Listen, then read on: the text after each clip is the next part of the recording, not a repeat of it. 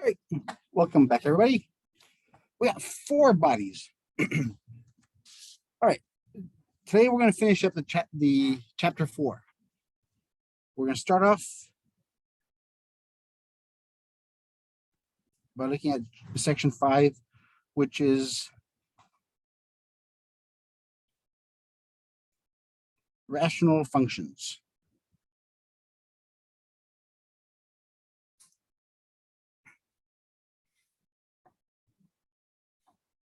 What does rational mean?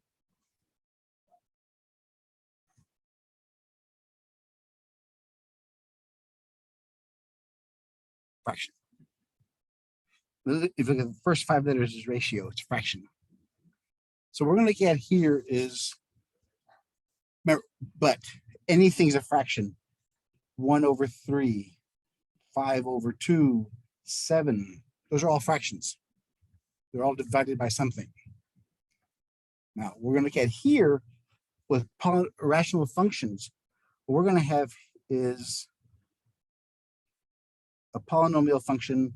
Let's say 2x to the 5th, 3x squared plus x plus 4. Before we go, what we did yesterday, let's recap. How many zeros will I have there? How many positives? How many negatives? And tell me the possible zeros.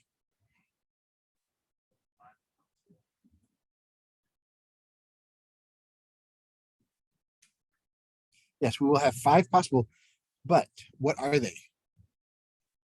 What are the possible zeros? We're gonna have 5 answers.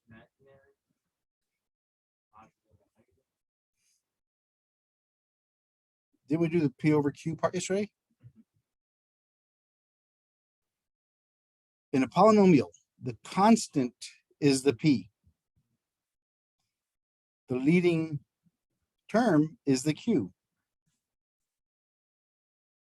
Now, I want the factors of those.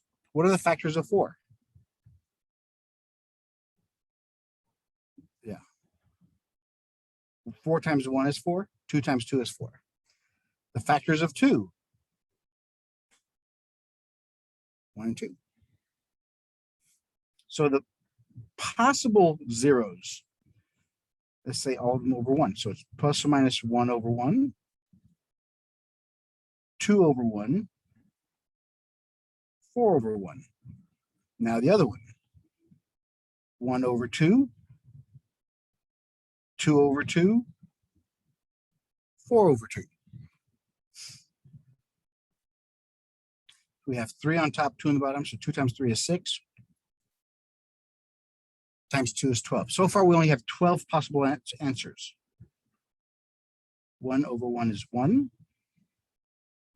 2/1 is 2. 4/1 is 4. 1/2. 2/2 is 1, which we already have that. 4/2 is 2, we already have that. So we're down to only 8 possibilities. And we want 5 answers. So we're in good shape. How many positives, negatives, or special answers are we going to have?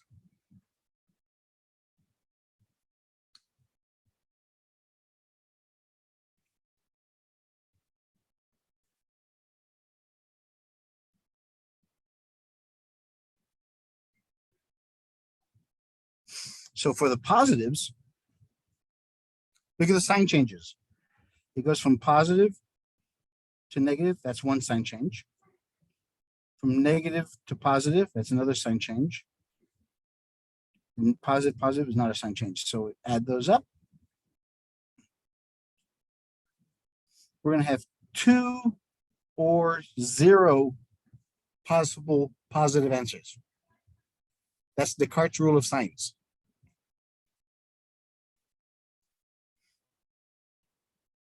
For possible negatives, I replace the x with negative x. Same thing we did when we did odd or even functions. So anywhere I see an x, I put a negative x.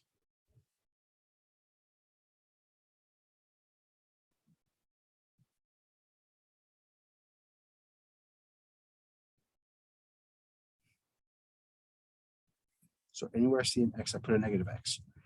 The only ones I'm worried about are the odd exponents. Because if it's an odd exponent, that negative changes the sign in front of the coefficient. So 2x to the 5th. If it's even, that negative x will become positive. So just drop it.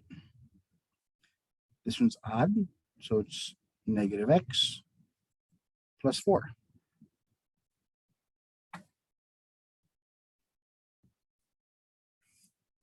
So let's look at the sign changes. Negative to negative, nope. Negative to negative, nope. Negative to positive. So we have one negative. We're going to have one negative answer.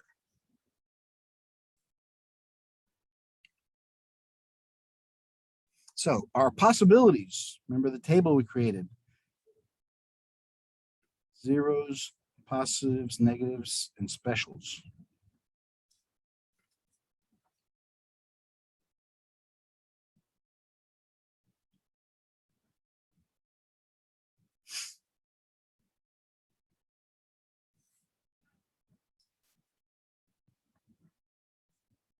The degree goes on top. It's a 5th order polynomial. The only way you can have a 0 as a 0 is if each term has an x. And since we have a constant number, that's not possible. Okay, we have 2 possible positive answers. We're definitely going to have one negative. So, since we have 2 plus 1 is 3, we need 5.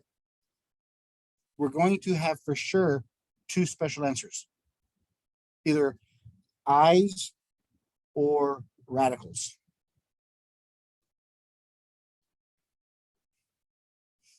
Now, for the positives, we had either 2 or 0. We can't have that. So, since we can't, if it's 2 or 0, we have no more positives, one negative, we can't have zeros. So that means the last 4 have to be special operations, either imaginary or radical answers.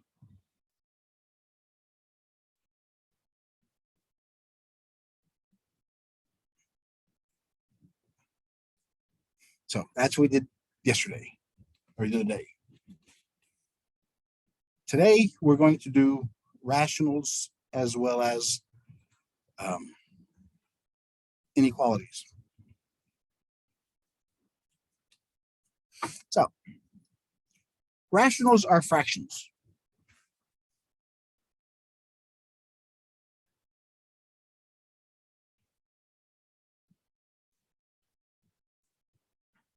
So we're going to have one polynomial over another. Whenever you have fractions, what are our limitations?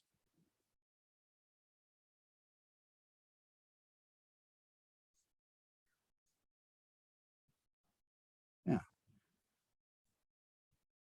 The bottom cannot be 0.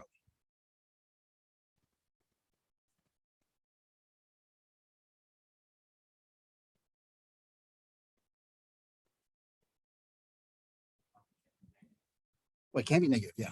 If it's negative, a negative goes on top. So this is, because we have fractions, we have limitations. Those are what we call asymptotes. Asymptotes are restrictions on x.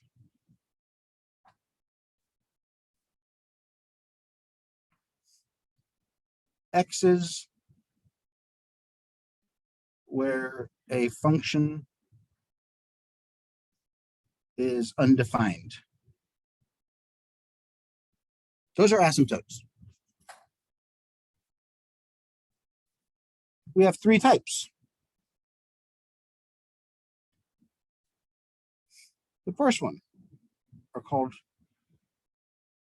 vertical asymptotes.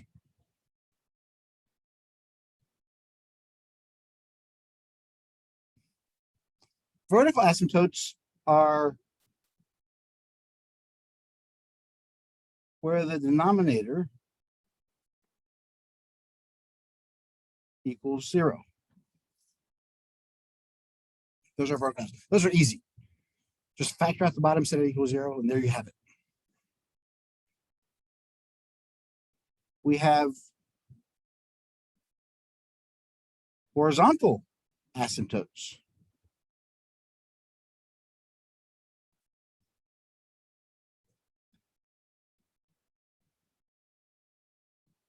That depends on the degree of both the numerator and denominator. The horizontal asymptote depends on the degrees of the top and bottom.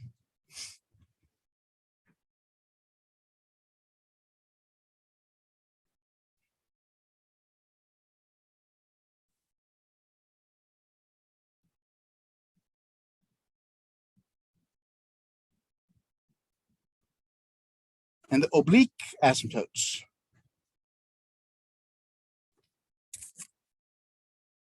That's the third one.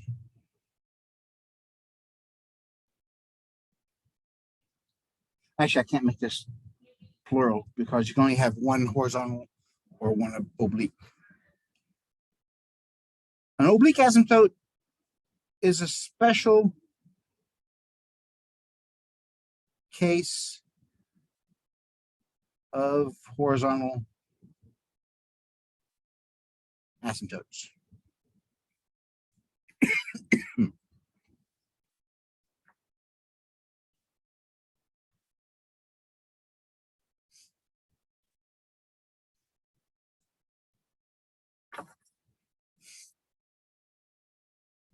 So as we saw earlier, I said earlier, vertical asymptotes depend on the bottom.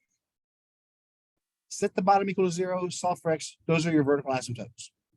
Those are lines that the graph cannot cross. Lines that the graph cannot cross. Of course, there are some exceptions.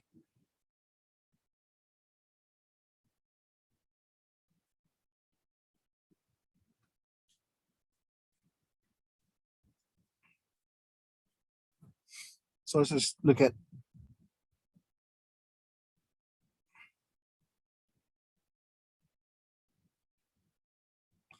we'll call those VA from now on. I'm gonna give you some examples and you tell me what the vertical asymptotes are.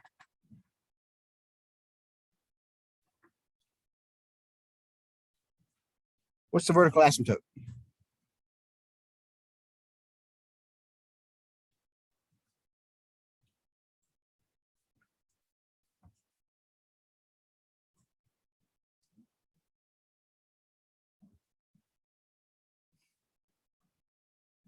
No, I'm asking specifically for the vertical asymptote. Yeah. So the vertical asymptote is where the bottom is equal to 0. Set it equal to 0, so it's 0. Think of this. If the vertical asymptote is where x equals 0, that's the y-axis.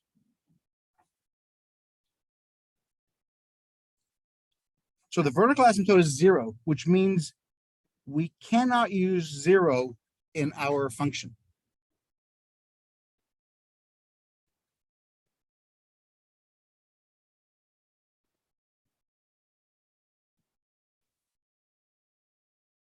Anybody remember what the graph looks like of this function?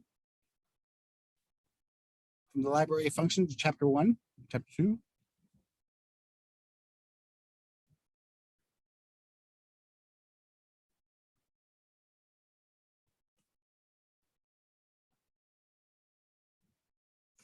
Think about it. X equals 0 is the y-axis. The line cannot, it gets infinitely close, but it won't cross that y-axis. It has no y-intercept. So in other words, in my graph, in my domain, what's my domain now?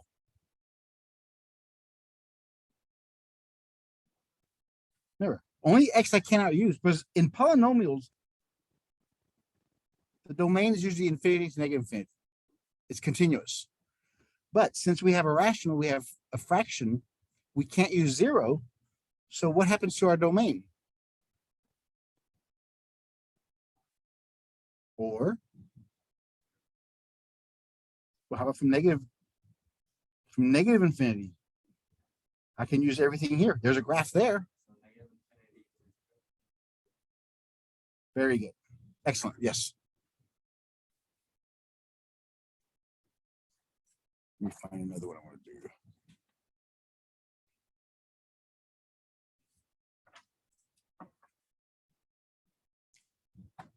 X minus 3, x squared minus x minus 2. Tell me the vertical asymptote and the domain.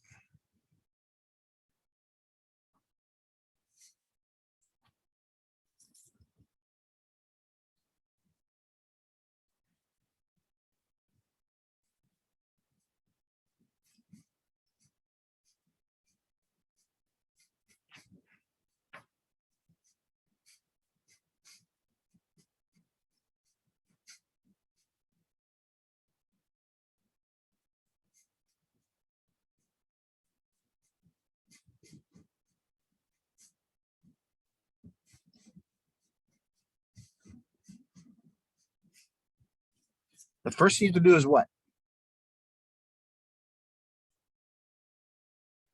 Factor out the bottom. X and X. What signs go there?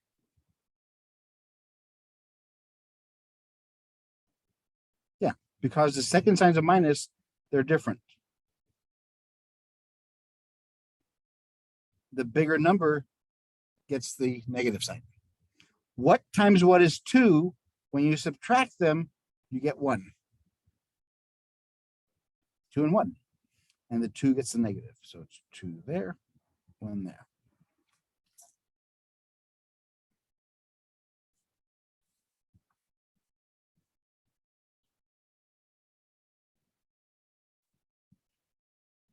So my vertical asymptotes are what?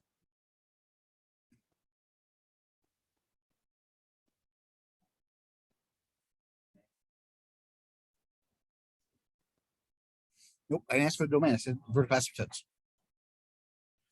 It's the zeros of the bottom. Those are my vertical asymptotes. Remember, vertical asymptotes are x's you cannot use. Now you can tell me the domain.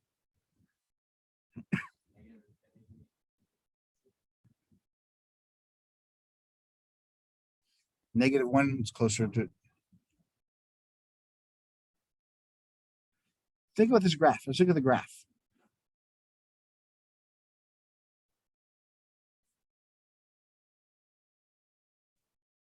We have -1. We can't use that. We have 2. We can't use that. We can use everything else.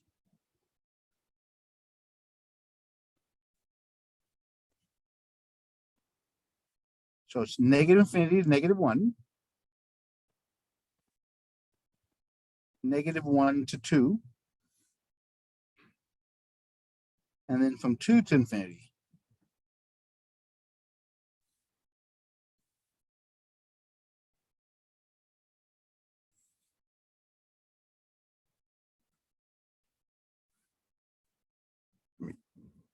Where's 1? Here.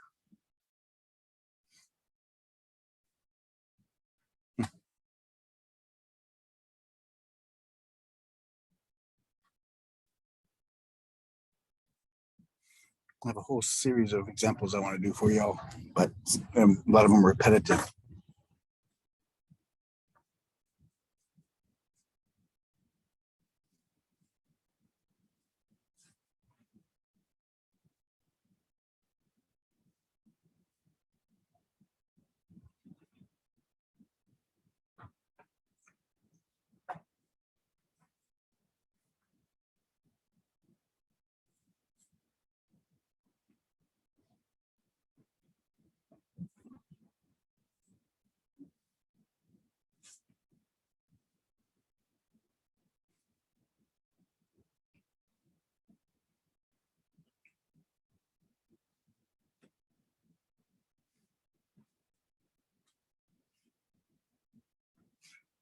You want to factor both top and bottom. I'll show you why in a second. If you factor the top, what do you get? What do they have in common? Yeah, if I take out an x, I have what?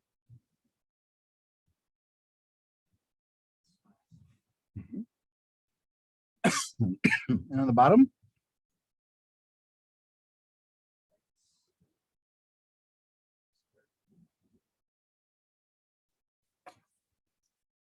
As I said in chapter 2, whenever you factor something out, to see what goes in the parentheses, since I factor it out here, divide these guys.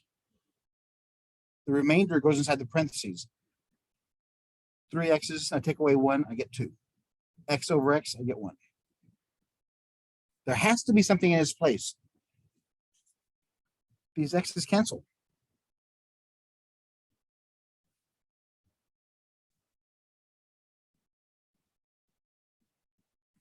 If these x's didn't cancel, what would be my vertical asymptotes? This is the same as x squared minus 1 squared. It's the difference of 2 squares, x plus 1, x minus 1. And there's an x. I have to have 3 answers. So I set everything that has an x, I set that equal to 0. So x equals 0, x equals -1, x equals 1.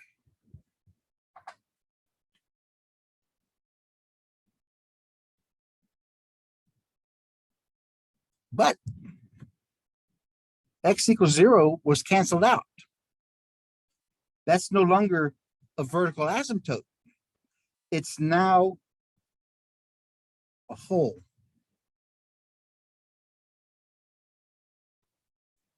Meaning it's not going to violate any principles, because if you look what we have now,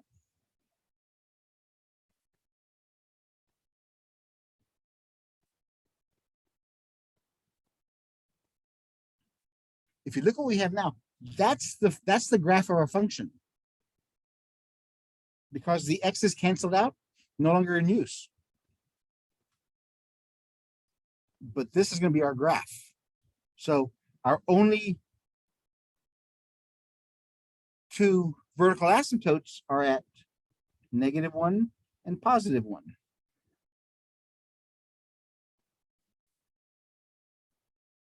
What's my domain?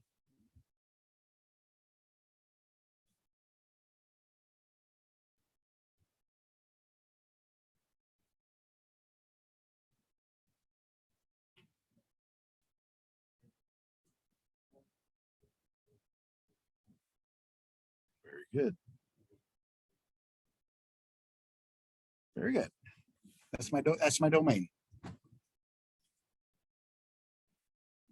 -infinity to -1, -1 to 1, 1 to positive infinity.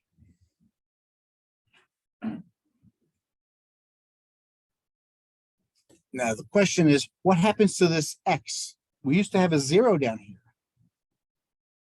It's no longer an asymptote. What it is the hole. So what you would do is, in our simplified equation, plug in 0 for x. So if I plug in 0, 0 minus 4, 0 plus 1, 0 minus 1 equals +4. 1 times -1 is -1. Negative cancel. 4 over 1 is 4. So at 0, 4, which is our y-intercept, we have a hole.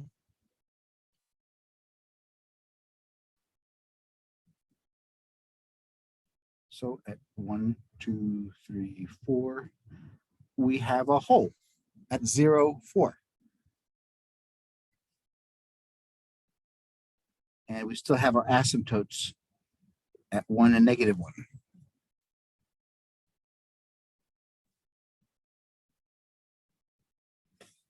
So that's what happens. In other words, Our domain now changed, but our graph is going to have a hole. It's no longer considered a taboo number. Let's look at, is everybody okay with those? Or we want to do another one? One more? All right. Because you asked.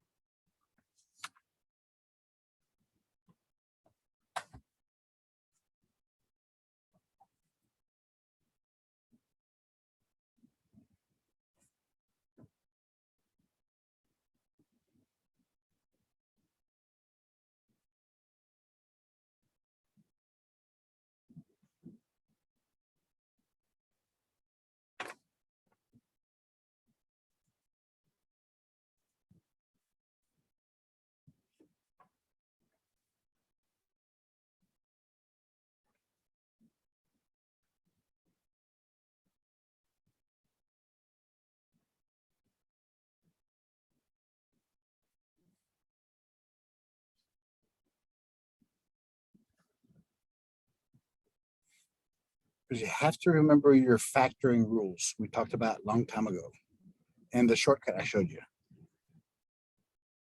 So X is, what signs go on the top? Yeah, because the second sign's a minus, one's a positive, one's a negative. Same on the bottom, second sign's a minus, so one's a positive, one's a negative. What times what equals 3? When you subtract them, you get 2. 3 and 1. And so the 3 gets the plus. Same on the bottom. What times what is 2 when you subtract them, you get 1? 2 and 1. And this time the 2 gets the negative. Can anything cancel? Nope. Nothing's the same top and bottom. So what are my vertical asymptotes? Yeah, -1 and 2. So if you drew the graph, you know, you have their domain are these guys.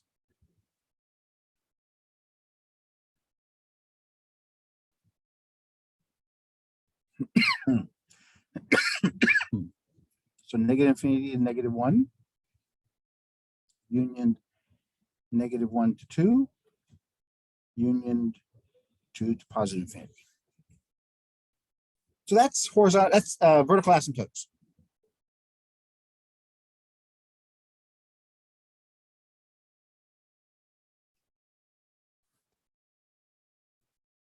So vertical asymptotes,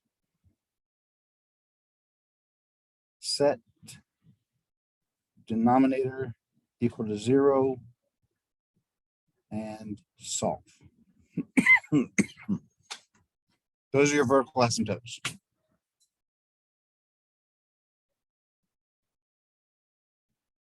Horizontal asymptotes, or HA.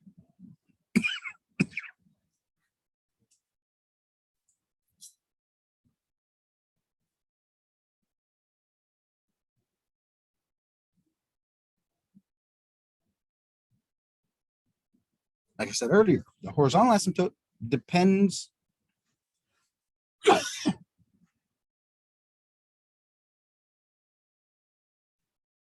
on the degrees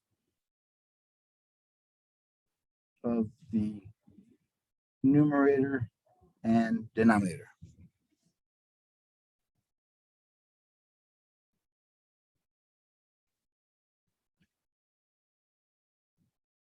We only use the leading terms. The rest of the polynomial is not important. So let's look at this. Let's look at the concepts of what may happen here. Whenever you have numbers on top and bottom, three things can happen. As x gets larger, as x goes to infinity, remember this. So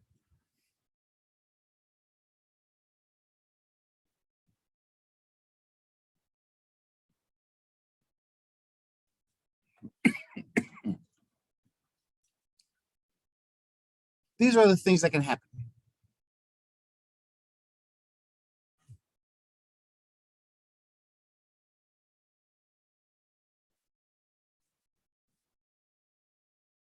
As x goes to infinity, what happens to this number?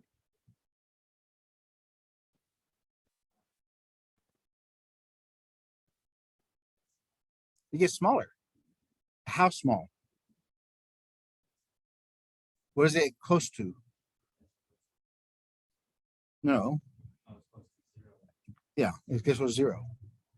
So whenever you have a lot of x's on the bottom than the top, more x's on the bottom, it goes to 0. Think of this: 1 over 1, 1 over 10, 1 over 100, 1 over 1,000. These numbers are getting smaller and smaller and smaller. So the bigger x becomes, the smaller the number becomes. So it goes close to 0. How about if they're the same top and bottom?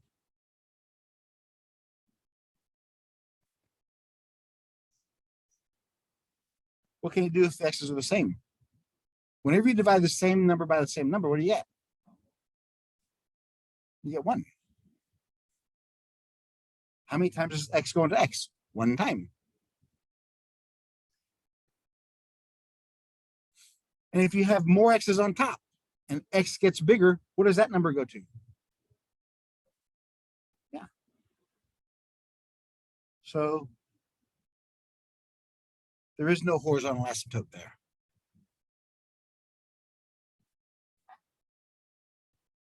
So these are the three basic concepts that happen here. Graphically,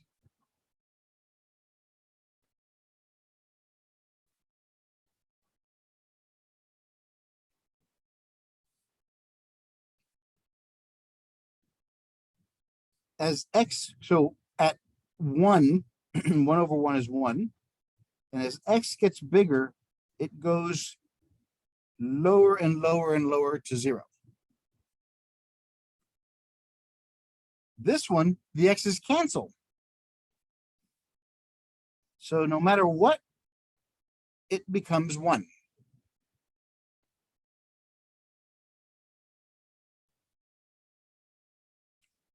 And as s gets bigger and bigger and bigger, it just keeps on going. There is no limit.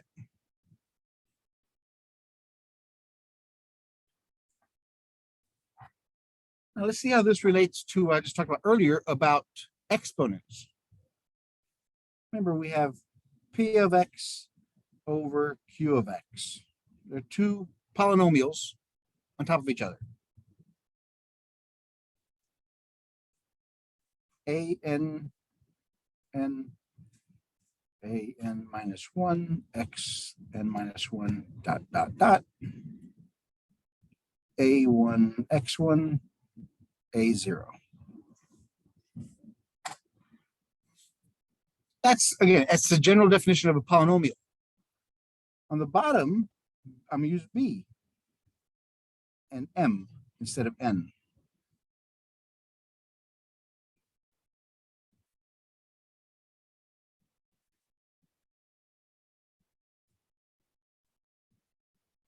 b1, x1, b0.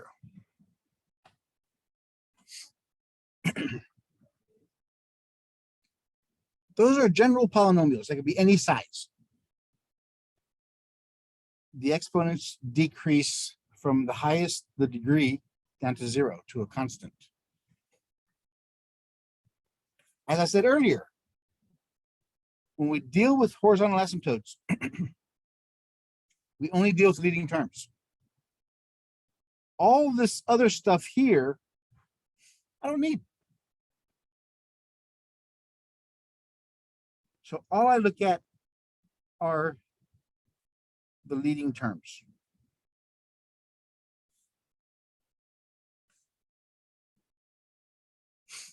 The degrees are important.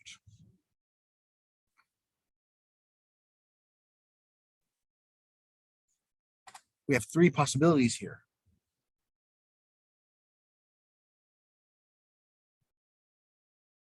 If m is bigger than n,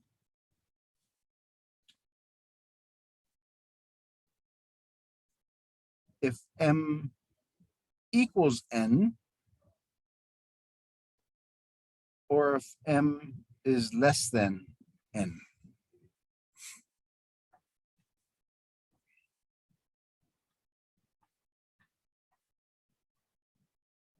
So what does this mean? Looking at this, what does this mean?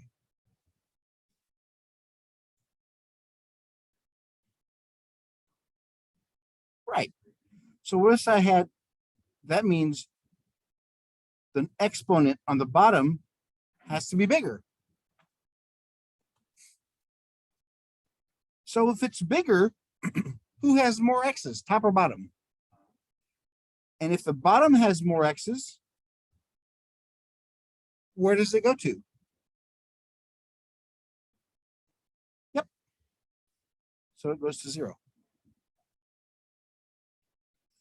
Because this one simplifies to a over bx squared. There's more x's on the bottom, which is this example. So the horizontal asymptote is 0. It's the x-axis. It's y equals 0. The horizontal asymptote is the y value.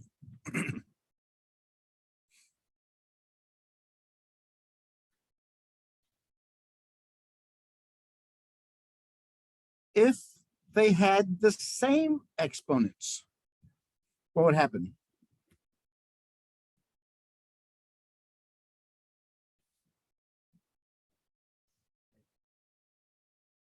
No, what happens to the x's? It's a fraction. They cancel out. So we're just left with the coefficients. It's a number.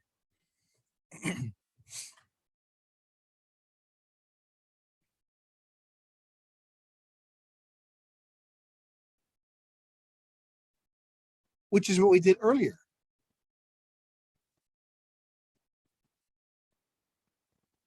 Why is it 1? What are the coefficients of these guys? When the x cancel, I got 1 over 1, which is 1. So that's why whenever you have the same degree in top and bottom, it's just the coefficients. If there's no coefficient on top and bottom, then it's 1. There's always a number. If m is less than n,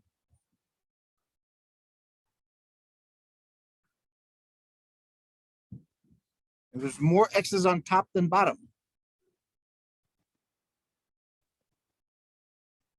if I have 5 on top, 3 on the bottom, and I cancel them out, I have 2 more on top.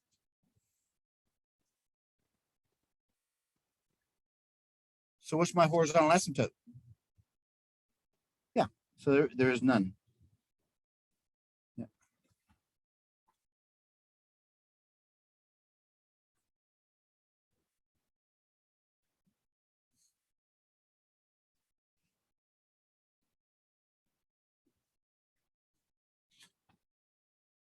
So that's all you have to look at for a horizontal asymptote. The vertical asymptote, look at the bottom, factor it, set equals 0. There's almost no math required on the first one, on the horizontal asymptote. Just compare the numbers. Let's take some examples here. So 1 over x minus 3.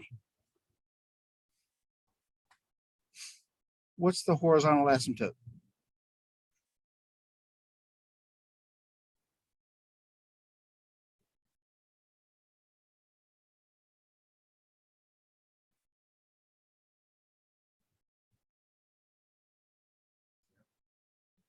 Nope. When you deal with horizontal asymptote, you only look at the leading terms. The leading term of 1 is 1. The leading term of this one is just x. So where does 1 over x go? 0. You said 1. Yeah. So as x gets bigger, this number gets really small, it goes to 0.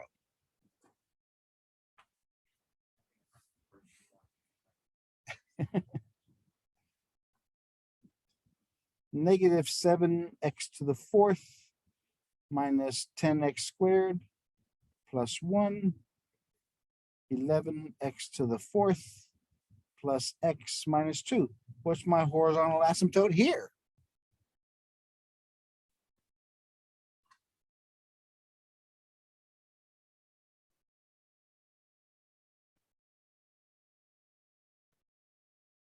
Whenever you have a big equation, horizontal, only look at the leading terms.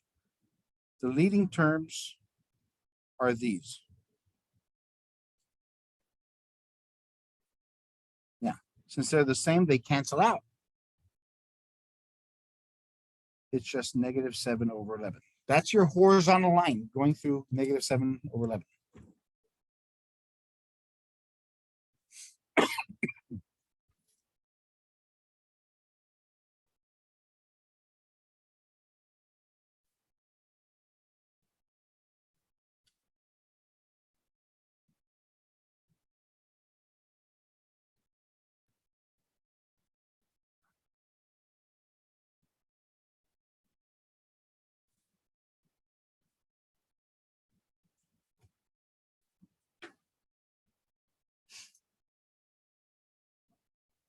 Horizontal asymptote.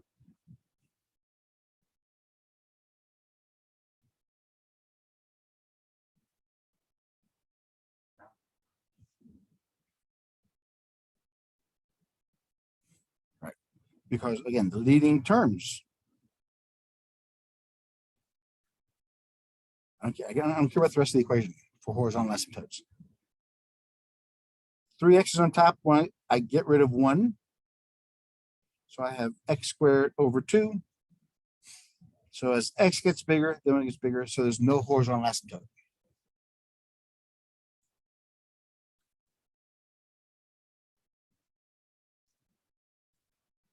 So is everybody okay with the horizontal asymptote?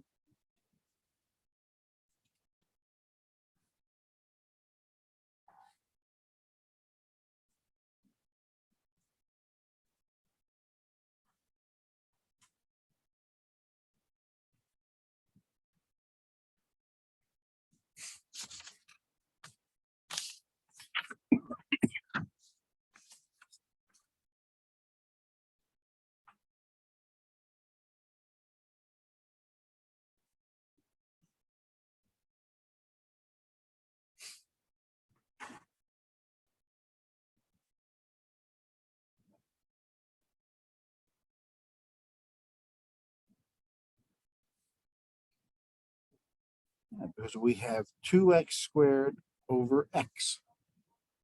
There's more on top. So it's none. This does not have a horizontal asymptote. But it does have an oblique or slant asymptote.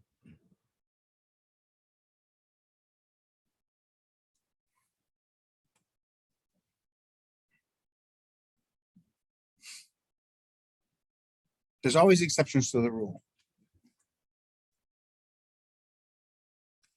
Let's look at these last two questions.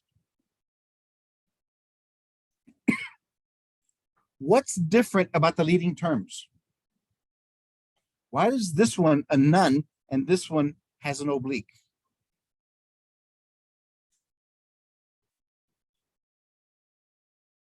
No, the coefficients, no. Has to do with the degrees.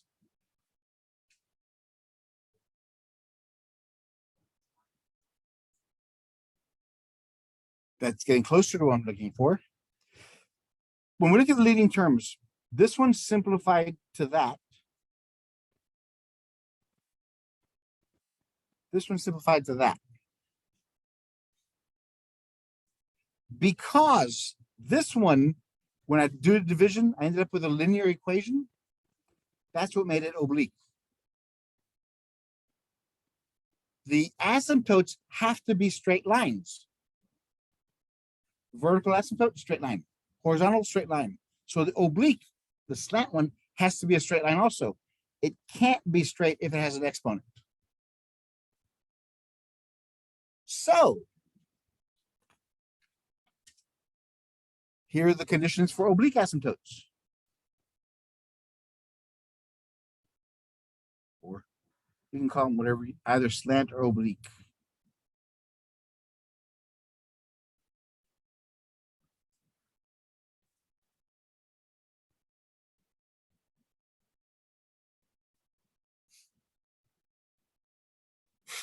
Here are our leading terms. If n equals m plus 1,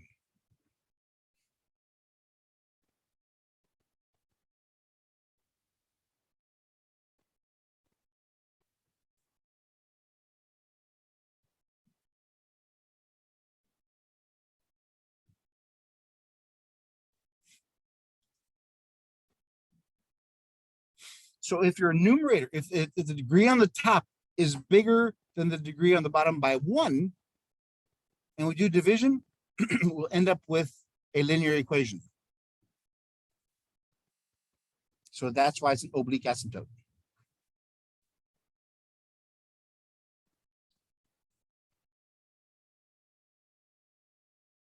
To find the oblique asymptote,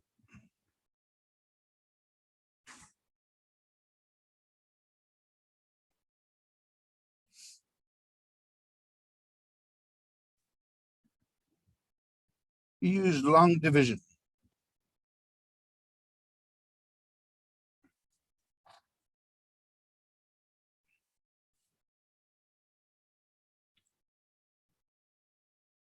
And remove any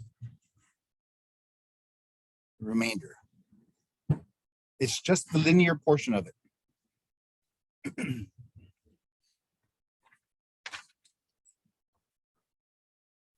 So let's look at this. Our equation minus was this.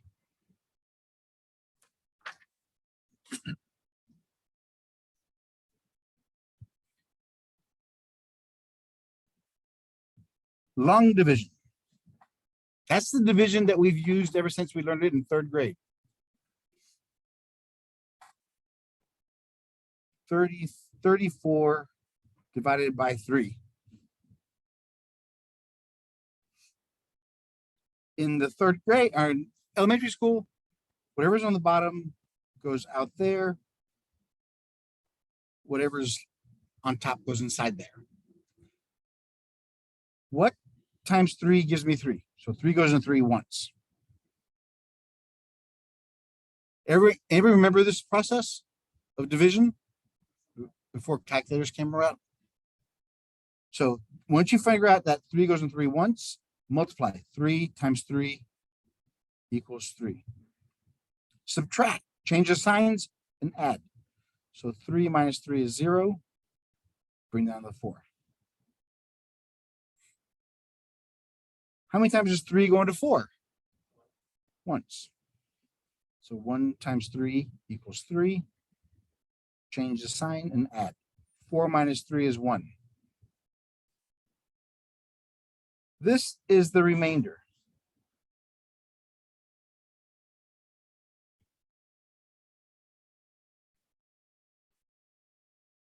What this process tells us is that 34 divided by 3 equals 11 times plus a remainder of 1 over the denominator, which makes it 11 1/3. That's long division. It works with polynomials also. Whatever's on the bottom goes there. Whatever's on top goes inside there. You have to make sure that inside here, whatever the degree is, you have each column taken care of. So if this is x squared, the next one has to be x, then a constant. If it was x to the 5th, if I don't have an x to the 4th, I'd put a 0x4. If I'm missing something, I'd put a 0 that exponent. You have to have each column allocated. So let's begin. Only look at the leading terms. What times x gives me 2x squared?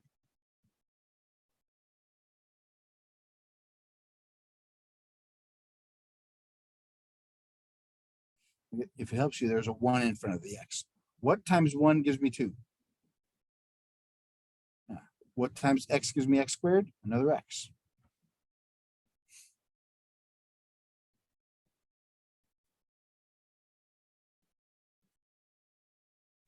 So now, I take this answer, multiply it to both of those. So 2x times x gives me 2x squared.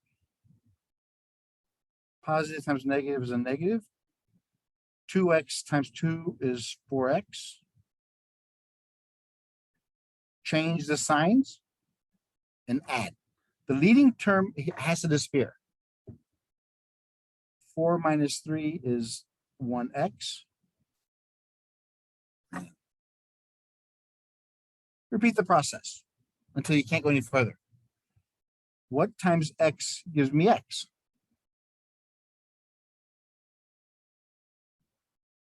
Positive or negative? Yeah. Positive 1 times x gives me positive x. Positive 1 times negative 2 is negative 2. Change the signs and add. The first term has to disappear. If it doesn't, you did something wrong. 2 minus 1 is 1.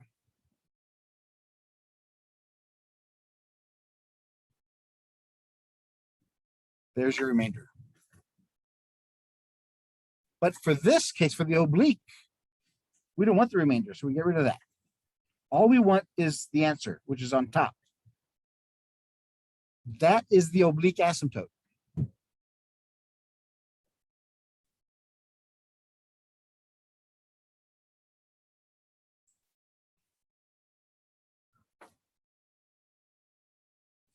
That's the oblique asymptote. So if we remember from chapter 1, how do we graph that one?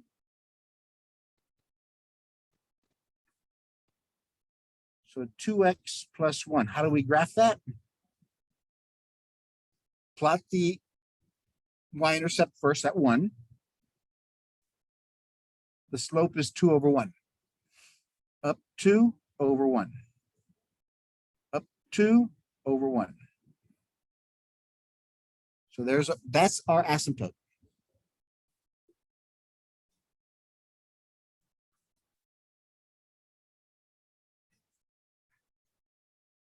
You can only have one horizontal or oblique asymptote. You can't have one of each. It's either one horizontal or one oblique. You cannot have them both.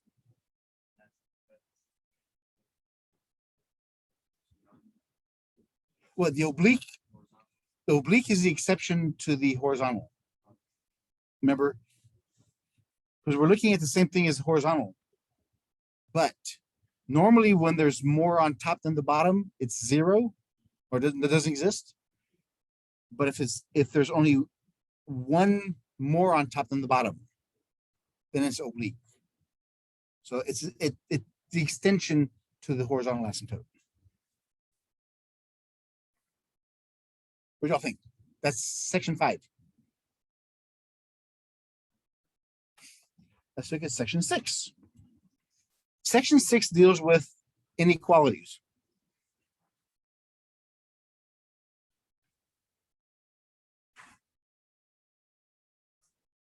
Polynomial inequalities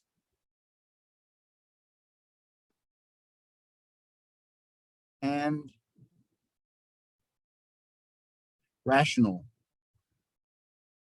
inequalities.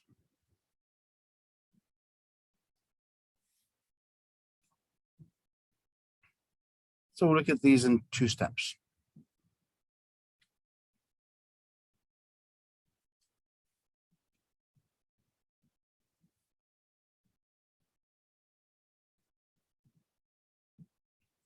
To solve a polynomial inequality,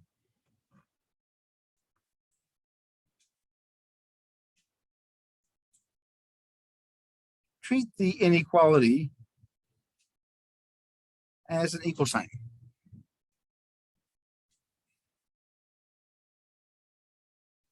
In other words, when you solve polynomials, you have to make it equal to 0, or whatever that symbol is they have there, whatever inequality. You have to get everything to one side, then factor it. And then that's where we are. So let's look at this.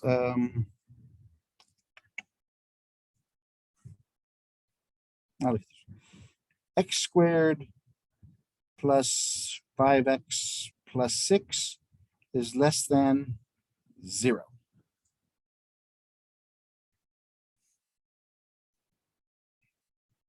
So your first step,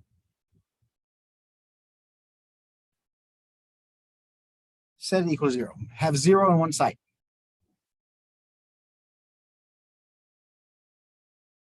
Factor.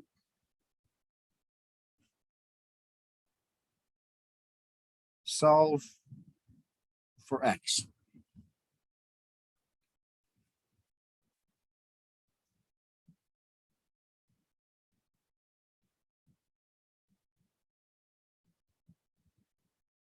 These, the solutions that we come up with, are called our critical values,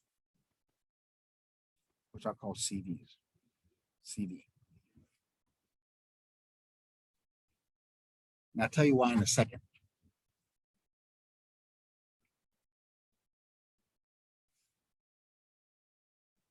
And then solve the question. So the first thing, we have this example here. X squared plus 5x plus 6.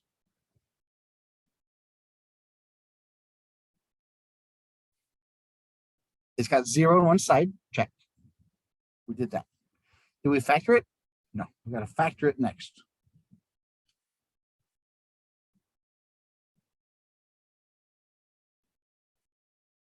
So x and x, what signs go in there?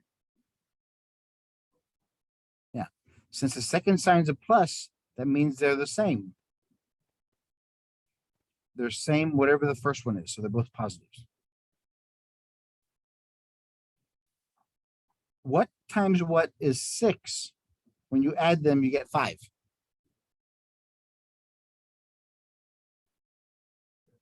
Two and 3. So we factored it. Now we solve for x. X plus 2 equals 0. X plus 3 equals 0. We get x equals -2. X equals -3.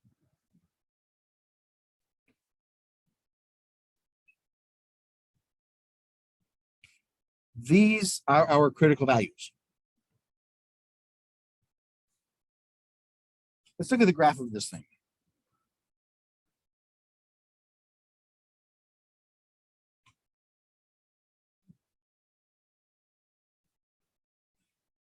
Our intercepts are at -2 and -3.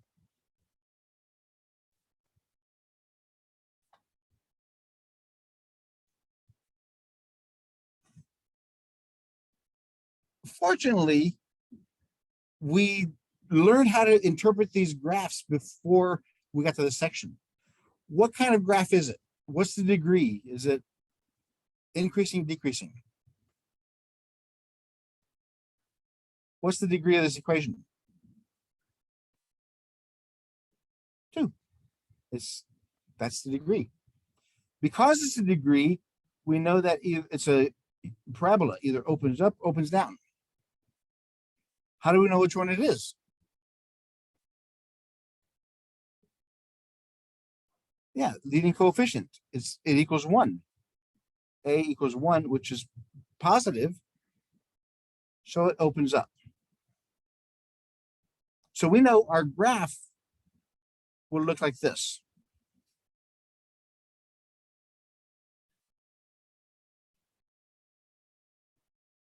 The beautiful thing about this is this question, since it says this equation is less than 0, it only wants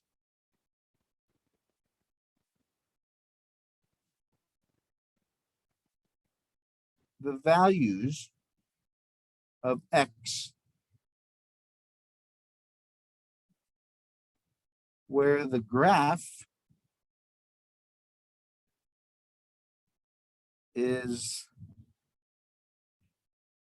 either above, in other words, x is greater than 0, the x-axis, or below, x is less than 0, the x-axis.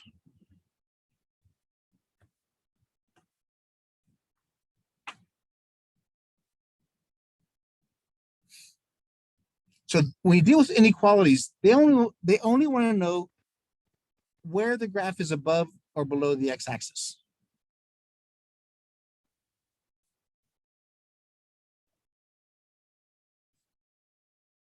What does this one want? Remember, our equation is this. Does it want above or below? Yeah, because it's less than 0. So it only wants the values that define that part, which is between what? Can we use -3 and -2? No, there's no equal sign. So there's our answer.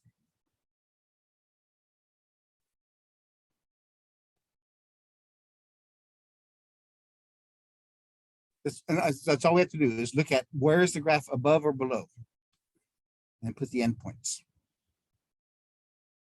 Let's take a bigger example.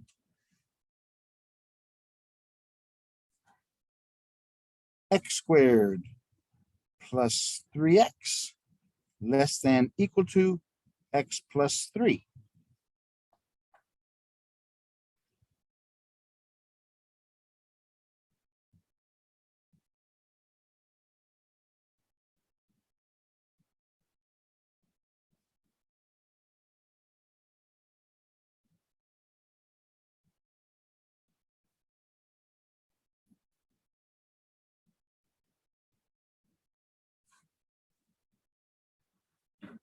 The first thing you have to do is what?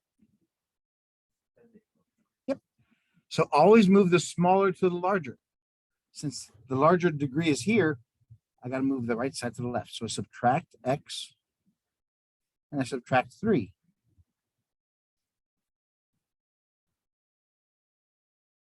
X squared. -3 minus 1 is 2x minus 3. And these cancel, so it's 0.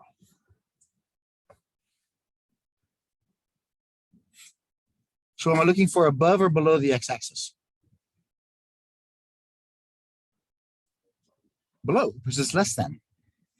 This equation is below the 0. So I got to factor these.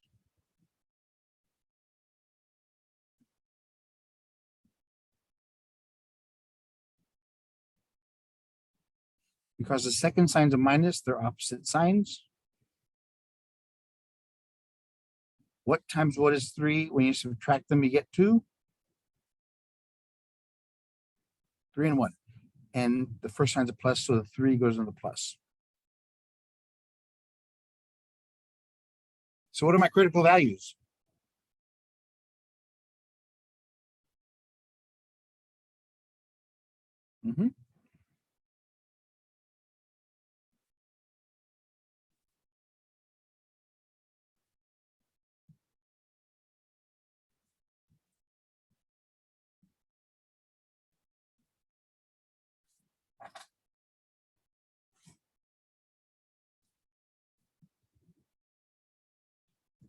So -3 and 1. What do we know about the graph? What's the shape? Yeah, it's a U. Is it open up or down? Up, because it's positive. It looks like this. It crosses them. These are my x-intercepts, so I know it looks like this. And I know it crosses that -3, the y-axis.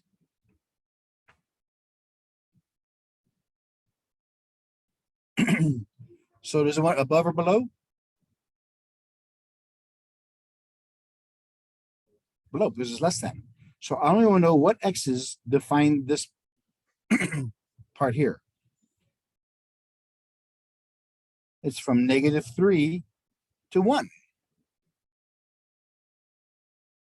Can we use -3 and 1? Can we include those? Yes, because it's equal to. These are my zeros. So those are my possible answers.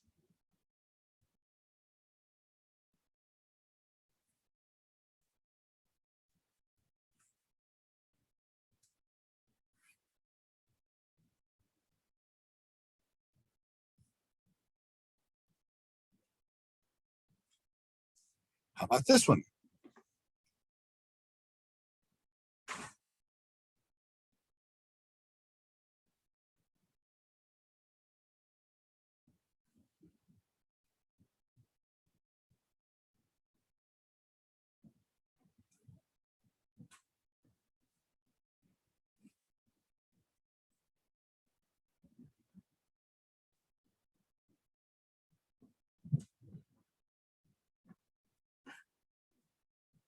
What's my first step in factoring? Take out what they have an x in common.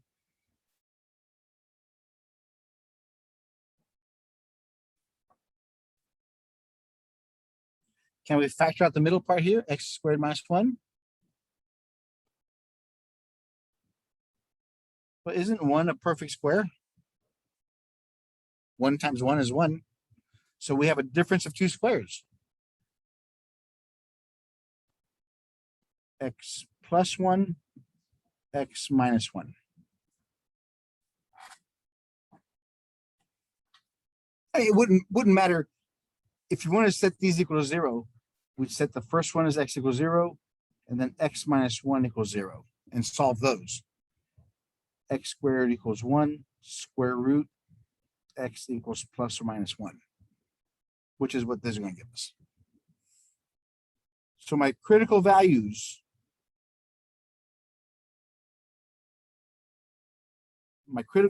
are 0, -1, and +1.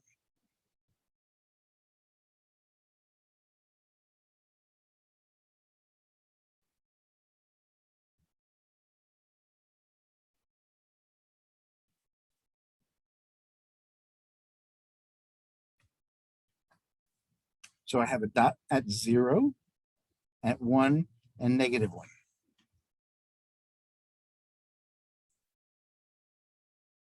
What do we know about this graph? What's it going to look like?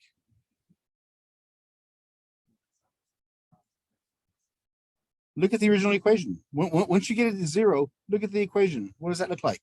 What's the degree? What's a? It's cubic. So what does cubic look like? Yeah, cubic looks like this. This or this. Is a positive or negative? Yeah, it's +1. So we know our graph's going to look like this. Out of the left side, it goes down.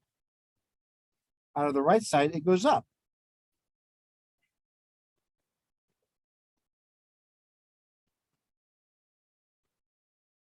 What about the multiplicities? Once we factor them, the multiplicities are all 1. Do we cross or bounce? Yeah, because they're odd, they cross. And the only way they can cross is if we do this. So what's my answer?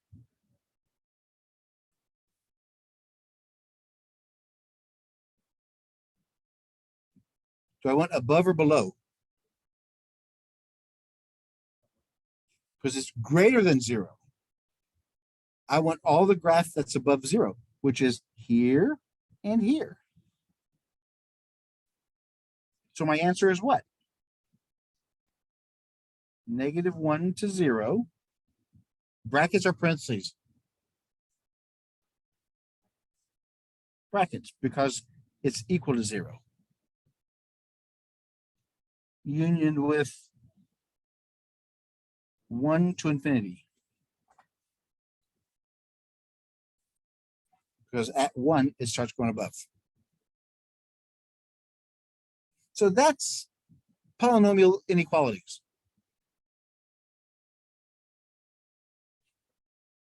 All we did was just change the symbol.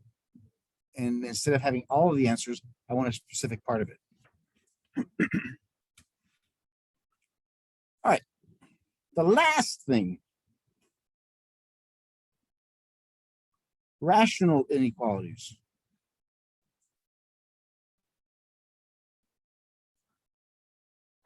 Rational means fractions. So we're going to have a polynomial on top and a polynomial on the bottom.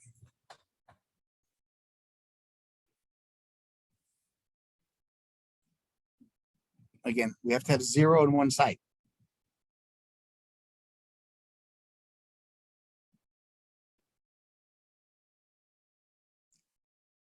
Again, same things. You have to have 0 on one side. You have to factor the top and bottom. Now, our critical values are different.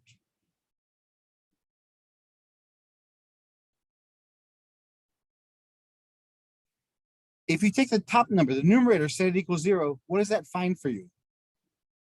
If you take the top number, set it equals 0, what do you find there?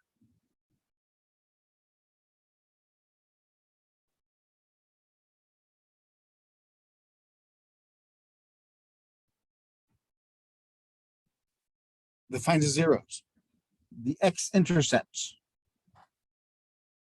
Because the only way a fraction can equal 0 is if the top is 0.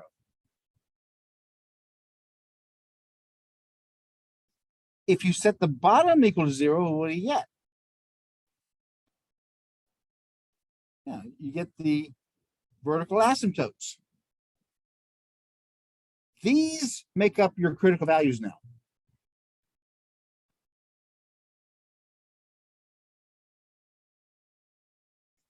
For example,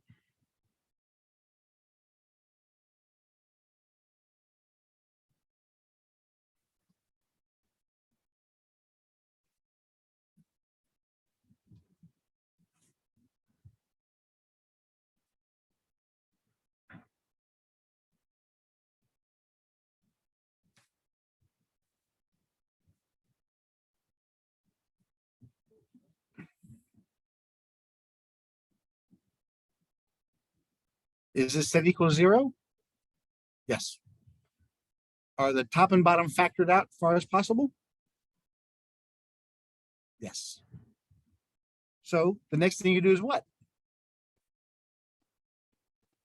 Take the top number, set equals 0. Let's find the zeros. Let's find the x-intercepts. Take the bottom, let's find the vertical asymptotes.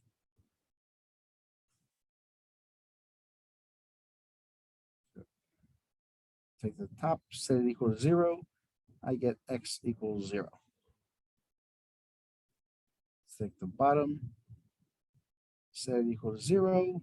I get x equals -6.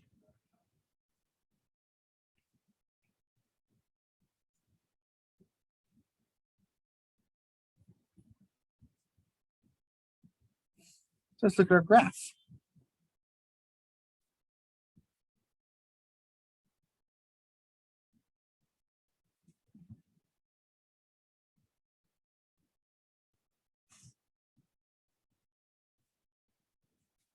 What does -6 represent?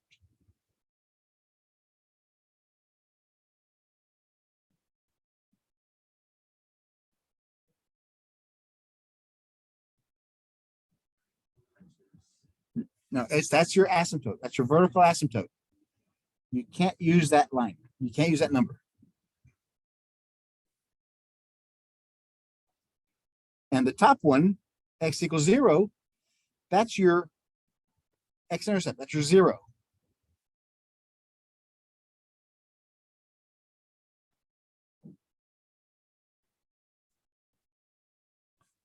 Do we have a horizontal asymptote? So we have a vertical asymptote equals 6 or negative 6. Do we have a horizontal asymptote? Nope.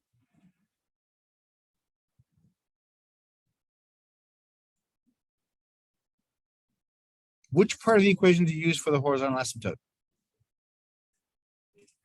Leading term. So the leading term on the top is just 3x, and the bottom is just x. X's cancel, you're left with 3. So this is the same thing as at the line y equals 3. So those are the lines the graph cannot cross. So what you do here is let's pick a number. Let's pick like negative 3 and plug it in there. 3 times negative 3, negative 3 plus 6. Negative 9 over 3 equals negative 3.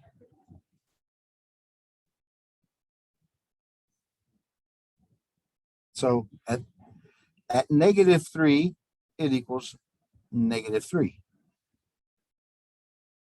How about at positive 3? 3 times 3, 3 plus 6, 9 over 9 equals 1. So our graph is going to look like this.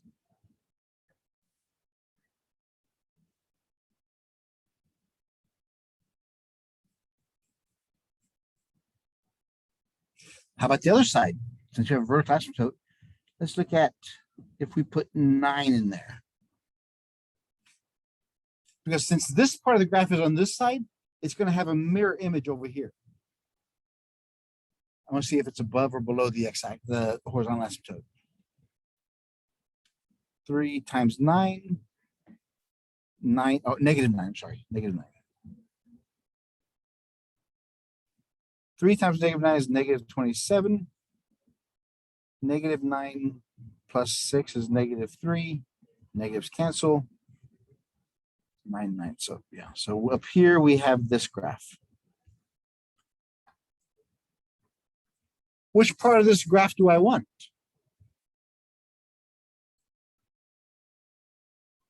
Less than 0. So I want everything below the x-axis. Here's the x-axis. So I only want this part of the graph, which is where? From negative 6 to 0. That's my answer.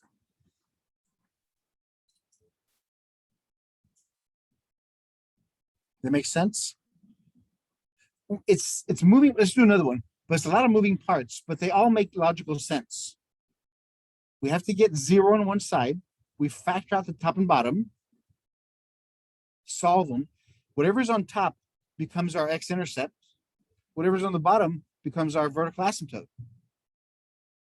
Pick some points other than these 2 points and graph your curve. As long as it doesn't cross these asymptotes, you're doing good.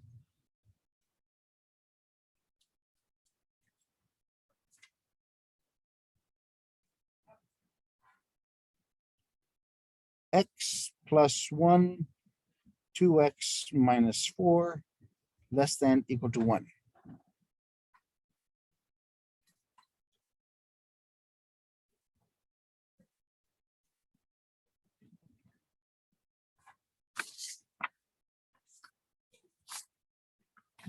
So the first thing, there's a 1 here. I gotta get rid of it. I gotta subtract 1 from both sides.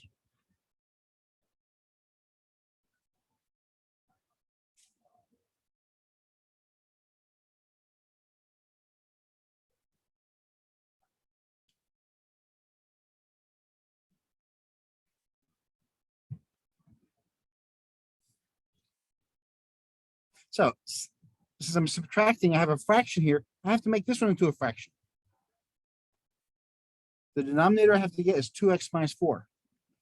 I'm fortunate that in order to be 1, it has to be the same, 2x minus 4 over 2x minus 4.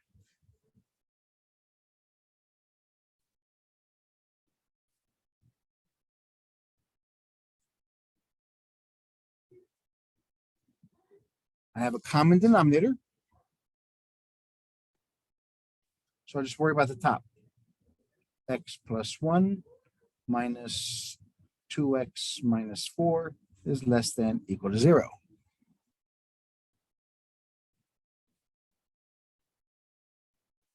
Just simplify the top now. Do we need the first parentheses? No, there's no coefficient in front of x plus 1, so I could drop the parentheses. The other one has a negative, so I distribute it to both sides. So I have negative 2x, negative is a positive 4, over 2x minus 4.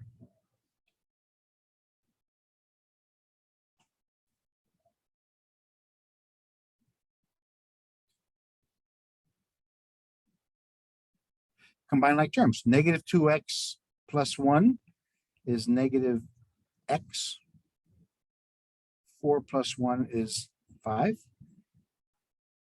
over 2x minus 4, less than equal to 0.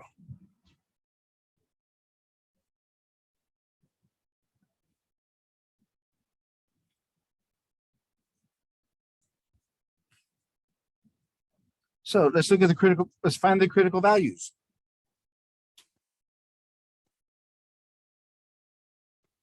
My x-intercept is the top set equal to 0.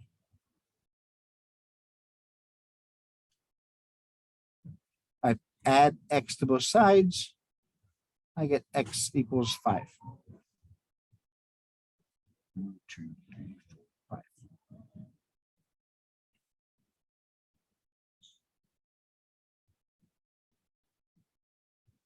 So I know my x-intercept is 5. For my vertical asymptote, I set the bottom equal to 0. So 2x, add 4 to both sides, divide by 2, x equals 2. So at 2, we have an asymptote, the vertical asymptote.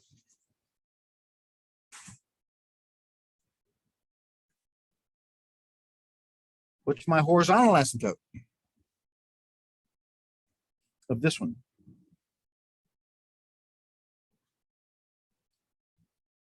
So look at negative x over 2x.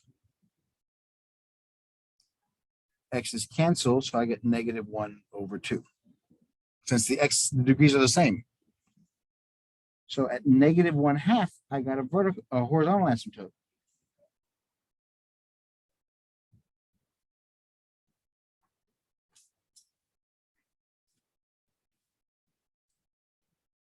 Pick some points. This is a hint. Since we know that 5 is a point on the graph, we know that this part's going to be above here. Or if I took 3 and put it in there, I'm going to get a positive answer because it has to be above the x-axis. Negative 3 plus 5, 2 times 3 minus 4. 5 minus 3 is 2. 6 minus 4 is 2 is 1. So I got a point there. So I know that this side of the graph is going to look like this.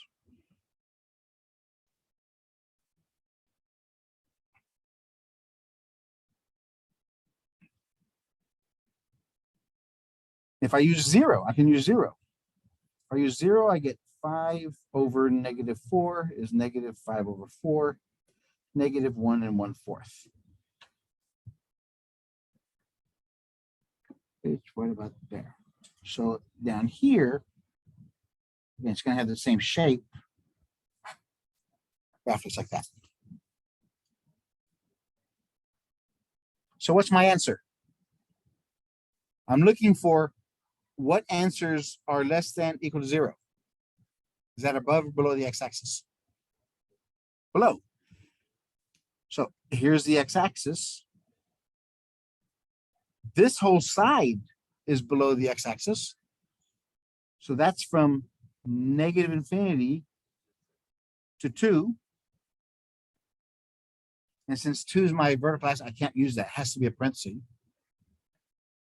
Union with what? Here's between the horizontal asymptote and the x-axis from 5 to infinity. Because I can use the x-intercept, I put a bracket on it. So my entire answer is negative infinity to 2, bracket 5 to infinity.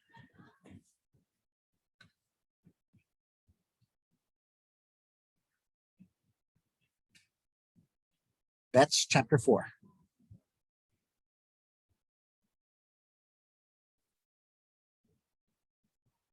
What do y'all think about this last stuff? It's easy, but it's hard at the same time. We know the process, we just have to put it all together now.